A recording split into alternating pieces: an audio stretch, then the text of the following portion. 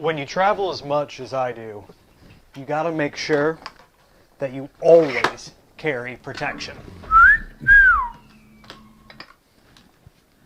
Ear protection. Now, I always travel pretty light.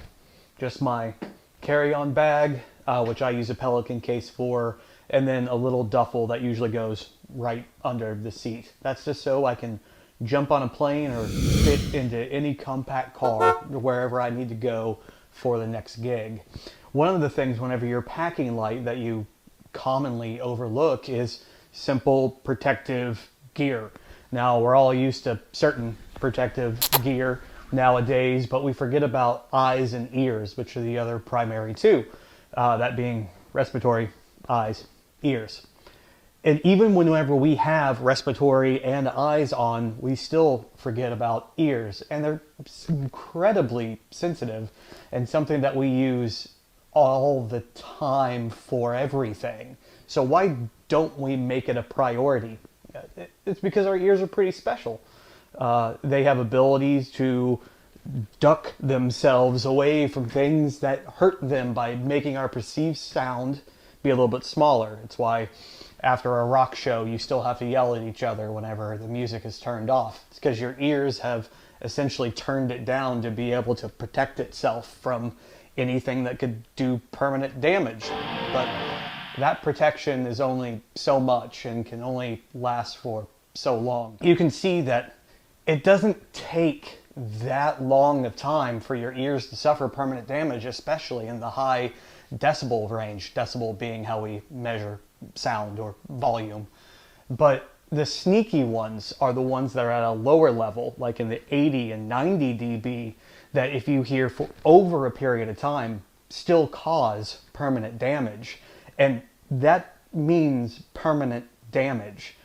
It doesn't come back. It's just gone forever. So just riding in the car can be something, especially if you have something that you've cut the muffler off of, that you're doing permanent damage to your ears that just will never come back. Whether you're in a profession that has loud, heavy equipment or something more than a dull roar, you could be subject to it. And more often than not, it happens while you're traveling, going to special sites, going to concerts, having fun out at places they're naturally loud. Find room in whatever you have. It's usually only about that big for something to protect your ears, whether they're over-the-ear muffs like I like, or they're the foam inserts.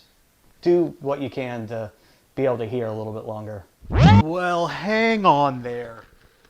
Me.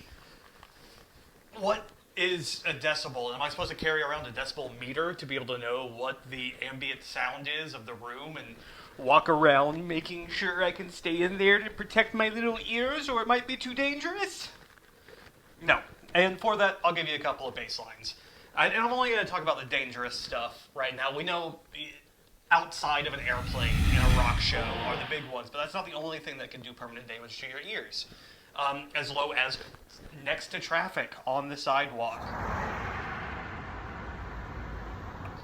That ranks in about 85 dB. 90 dB is when you're using a hairdryer. So if you're around it constantly at a salon, at dog groomers, anywhere where those are running, you're at 90 dB all day.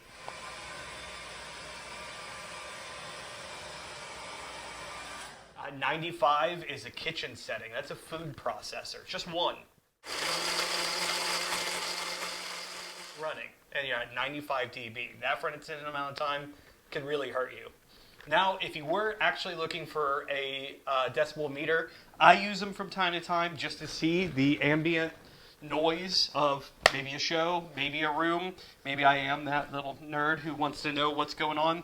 You can get them for your tablet or your phone. They use the built-in microphones, or you can plug in a better mic and be able to get a sample of that. It should spit out the peaks, the average, and what it is right then. It's a good way just to kind of know your baselines of your day-to-day. I'm Lucius Cookie, and I like to hear things. Protect your ears.